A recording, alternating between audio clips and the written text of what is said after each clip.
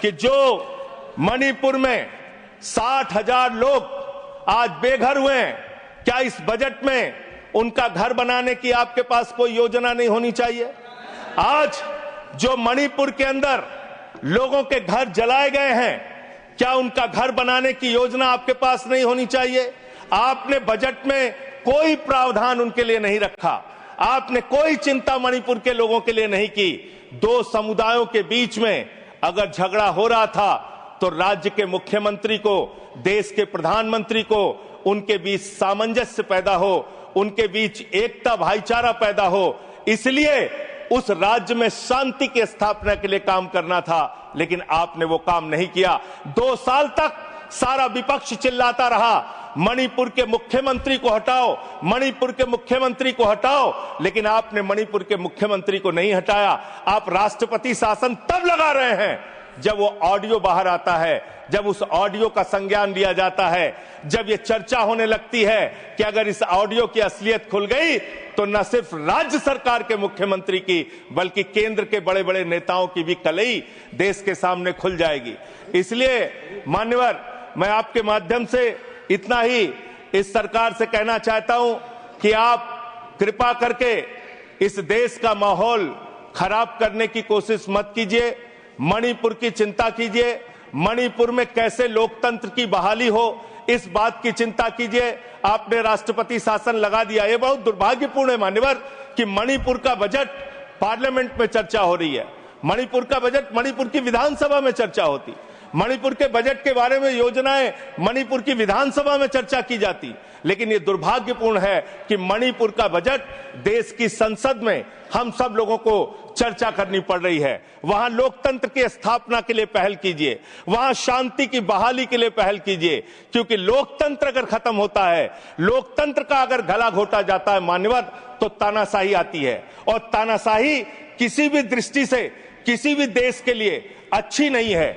अगर तानाशाही आती है तो वहां दंगे होते हैं, फसाद होते हैं, नफरत होती है, दो समुदायों के बीच में झगड़ा होता है, तो लोकतंत्र की बहाली मणिपुर में कैसे होगी? मणिपुर को कैसे अधिक से अधिक आर्थिक सहयोग आपकी तरफ से दिया जा सकता है, इसके बारे में सरकार को चिंता करनी चाहिए। और प्रधानमंत्री जी फिर मां से मॉरिशस में हैं, मां से मणिपुर कब जाएंगे, इस बात का इंतजार देश की जनता को है कि अब आपको कोई वीजा नहीं चाहिए मणिपुर जाने के लिए। आप अमेरिका चले जाते हैं, लंदन चले जाते हैं, आप पूरी दुनिया घूम लेते हैं, आप कतर हो आते हैं, आप दुबई हो आते हैं, कतर के शेखों को गले भी लगाते हैं, जैसे कुंभ के मेले में बिछड़े हुए भाई हैं, इस तरीके से कतर के शेखों को आप गले लगाते हैं। ऐसे ही गले आप मणिपुर के भाइयों को भी लगाइए, मणिपुर के लोगों को भी लगाइए, उनको भी अपना सहारा दीजिए। आप देश के प्रधानमंत्री हैं, देश के अभिभावक हैं, और इस सरकार से मैं अंत में फिर से यही कहूंगा आपके माध्यम से कि मणिपुर की चिंता करो और देश में माहौल खराब करने के काम बंद कर दो। नफरत फैलाने से देश आगे नहीं बढ़ेगा। मोहब्बत की बुनियाद पर हिंदुस्तान आगे बढ़ेगा, नफरत की बुनियाद पर हिंदुस्तान आगे नहीं बढ़ेगा। बहुत बहुत धन्यवाद माननीय। Thank you. Mister Gola Babu Rao. Thank you very much vice chairman ji. 1 minute आप शुरू करें प्रधानमंत्री। सर पास करो सर, टाइम। आदरणीय संसद महोदय, बात करते हुए sir kindly give me some government of India का प्रोसीडिंग के संबंधित गृह मंत्री के ऊपर बेबुनियाद आरोप किया है। मैं आपसे प्रार्थना करता हूं, नाम लिया है, गृह मंत्री के ऊपर आरोप किया है। मैं आपसे अनुरोध करता हूं, अगर ये आधार उनके पास है तो जरूर सभा के सामने रख सकते हैं, नहीं तो उनको माफी मांगना चाहिए, रिकॉर्ड से निकालना चाहिए। मैं माफी मांगने के लिए डिमांड कर रहा हूं। ये बिल्कुल बेबुनियाद है, ऐसे गलत बात करना, ये संसद के सामने लोगों को गुमराह करने के लिए प्रयास करना बिल्कुल गलत है। मैं आपसे अनुरोध करता हूं, वो रिकॉर्ड जो भी है सभा के सामने रखो, नहीं तो सारी इस देश के जनता के सामने माफी मांगने का डिमांड करता हूं। मान्यवर, मैंने जो बात कही है, मैंने कहा है एक न्यूज वेबसाइट पे एक ऑडियो पड़ी है मुख्यमंत्री की, वो सार्वजनिक है, पब्लिक डोमेन में है और उसमें कही गई जो वार्ता है उसका जिक्र मैंने किया है मान्यवर, और मैंने उसके जांच की मांग की है। वो ऑडियो सही है कि गलत है उसकी जांच कराई जाए मान्यवर, और अगर वो ऑडियो सही है तो ये बहुत गंभीर है, उस पर कार्रवाई होनी चाहिए। मैंने सीधे आरोप किसी के ऊपर नहीं लगाया। मैं अब बैठ जाए, सर एक मिनट, अब बैठ जाए। अच्छा नहीं लगता, अच्छा नहीं लगता बाबू। Sir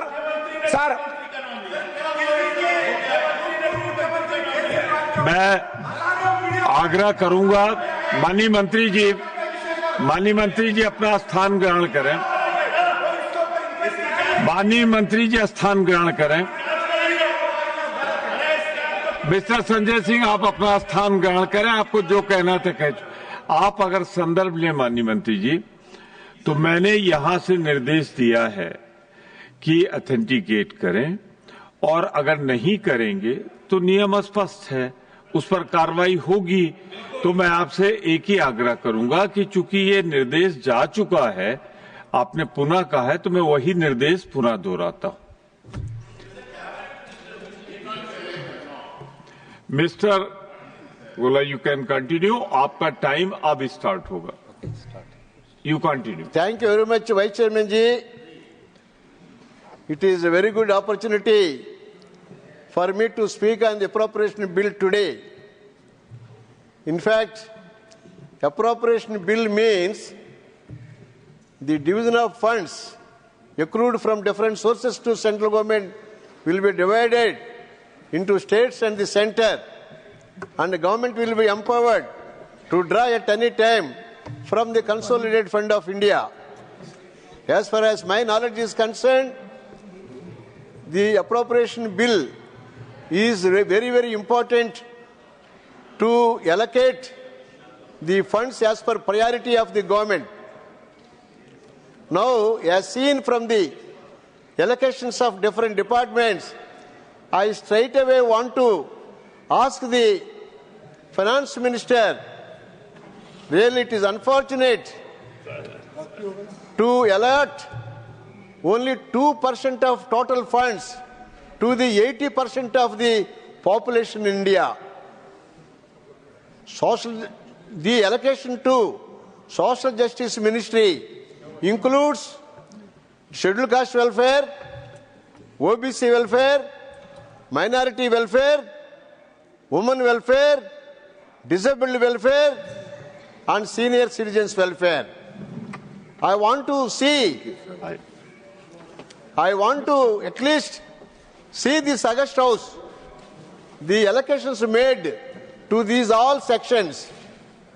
As far as my knowledge is concerned, in the previous years,